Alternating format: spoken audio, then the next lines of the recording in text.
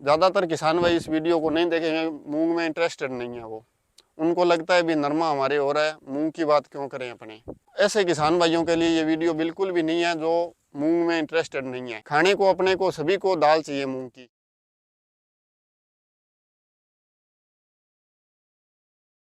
अब नरमा की बात अपने जैसे कर रहे थे, उसमें क्या है, जैसे अपने बात कर ली 3-4 क्विंटल तक। 4 क्विंटल अगर नरमा होता है किसान भाई के, तो उसके पल्ले कुछ नहीं पड़ता।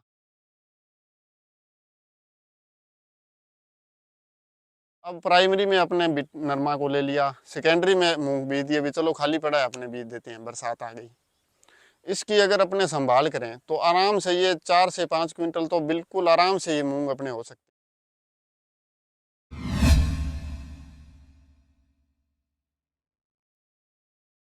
नमस्कार किसान भाइयों।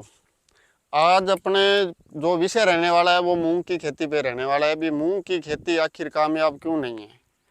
यूं तो जब खरीफ का सीजन आता है तो सभी लोग नरमा कपास हो गया, बिट्टी कॉटन, इनके पीछे पड़ जाते हैं। मूंग की खेती जैसे जैसे हम देखते आ रहे हैं विलुप्त होती जा रही है, तो इसकी बात कोई नहीं करना चाहता। हर किसी के पास अपने बात करेंगे इस बार क्या बुआई करनी है, तो सबसे पहले बात आती है नरमा की। धीरे धीरे बिट्टी कॉटन जो अपने लगा रहे हैं, ज़्यादा पानी की मात्रा उसको चाहिए। और जो सिस्टम अपने पानी की व्यवस्था है वो कुछ एक एरिया में छोड़ के बाकी बहुत खराब है उसकी स्थिति। तो वो खारा पानी होने की वजह से क्या है, फिर भी लोग क्या इससे पीछे नहीं हट रहे।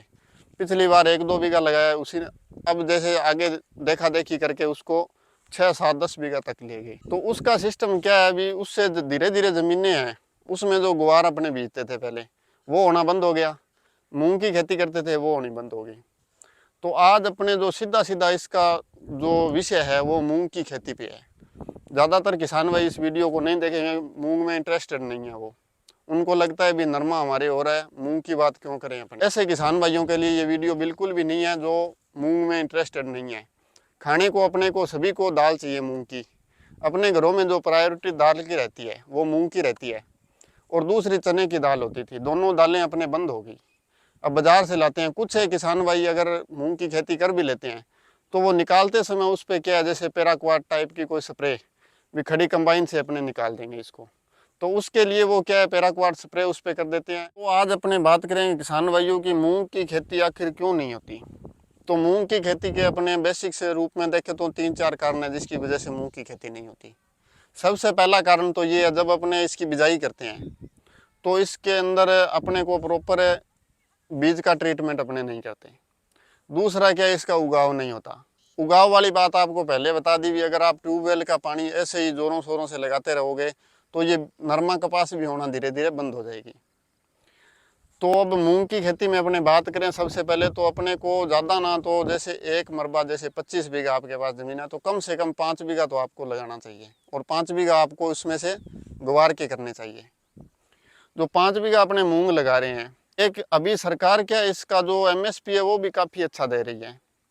अब नरमा की बात अपने जैसे कर रहे थे, उसमें क्या है, जैसे अपने बात कर ली 3-4 क्विंटल तक। 4 क्विंटल अगर नरमा होता है किसान भाई के, तो उसके पल्ले कुछ नहीं पड़ता। उसकी चुगाई होगी, उसमें फर्टिलाइजर है, पेस्टिसाइड है, इतना भरमार बाजार में तरह तरह के एजेंट पता नहीं क्या क्या दिए जा रहे हैं, और किसान भाई सारा का सारा लाके अपने खेत में डाल रहे हैं। ज़मीनें होती जा रही है बंजर। आने वाले टाइम में ना नरमा होगा ना मूंग होने वाले। अब इसका दूसरा जो मेन रीज़न है, जो मूंग की फसल है वो पीला होने की समस्या बहुत ज़्यादा आती है। पहला तो इसका उगाव का हो गया, प्रॉपर उगाव ना होने की वजह आपको बता दी भी, ट्यूबवेल का अत्यधिक पानी जो अपने खेतों में लगा रहे हैं वही है। दूसरी बात, इसके पीलापन का जो कारण है, किसानों को प्रॉपर इसकी जानकारी नहीं होने के कारण, जानकारी के अभाव की वजह से वो आनन फानन में अगर थोड़ा बहुत लगा भी देते हैं तो उनको प्रॉपर इसकी जानकारी नहीं होती, या तो उसके ऊपर, इसको पहली बात तो ये प्राइमरी फसल के रूप में कोई इसको लेता ही नहीं। अब प्राइमरी में अपने नरमा को ले लिया, सेकेंडरी में मूंग बीज दिए, भी चलो खाली पड़ा है अपने बीज देते हैं, बरसात आ गई। इसकी अगर अपने संभाल करें तो आराम से ये 4 से 5 क्विंटल तो बिल्कुल आराम से ये मूंग अपने हो सकते हैं। तो ये नरमा से कहीं आगे है। तो अब आप बात करें इसमें जो दूसरी पीलापन की, तो उसके लिए कोई आपको ज़्यादा लंबी चौड़ी कुछ नहीं करना। इसमें ना इसमें फर्टिलाइज़र देना होता है अपने को, ना पेस्टिसाइड देना होता है। इसको आप बायो जैसे अपने जैविक तरीके से भी कर सकते हैं।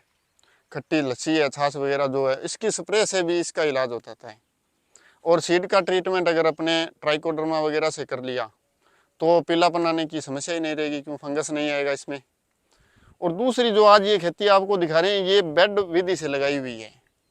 जो अपने 25 इंच का बेड बना के उस पर 18-18 इंच के ऊपर जो ये लाइन से लाइन की दूरी बना रखी है, ये सबसे कारगर है।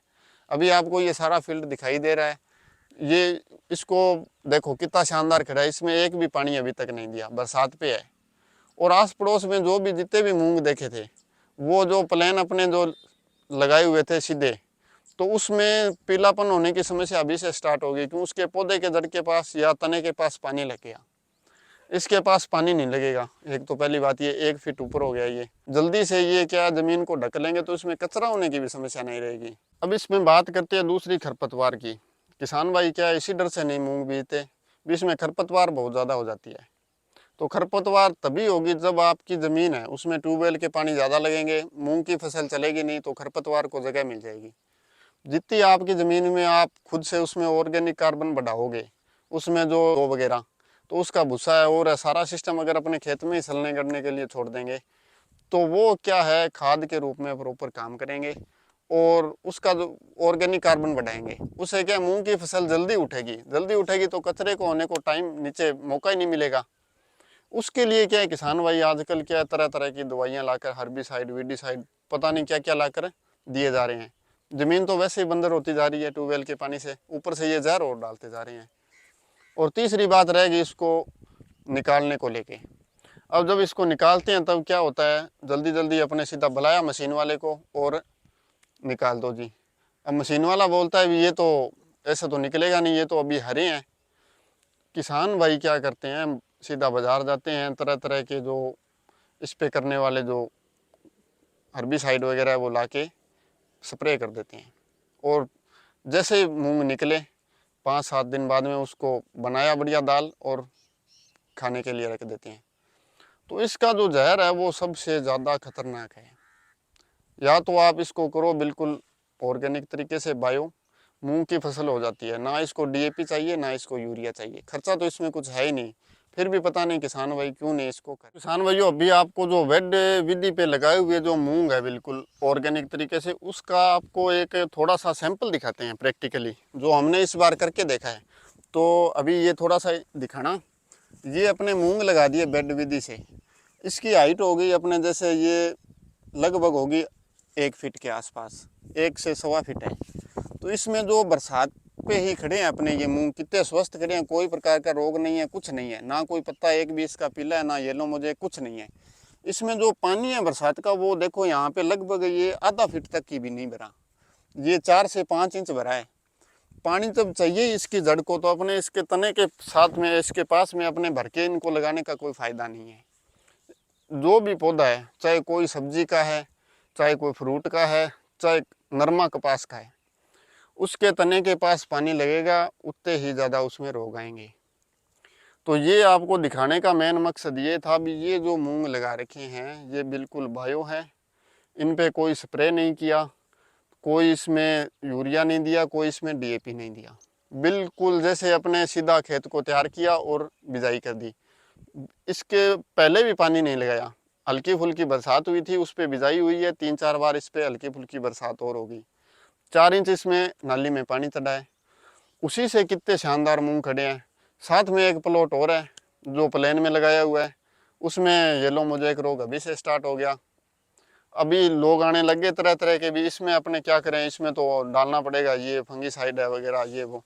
फंगीसाइड का कोई ज़्यादा लंबी चौड़ी कहानी नहीं होती, फंगीसाइड आप घर पे तैयार कर सकते हो। लस्सी छाछ में कॉपर की वायर कोई भी आप तांबा की डाल के उसको आप घर पे तैयार कर सकते हो। सबसे आसान दवाई बनाने का जो सिस्टम है ना, सबसे आसान दवाई वो फंगीसाइड ही है।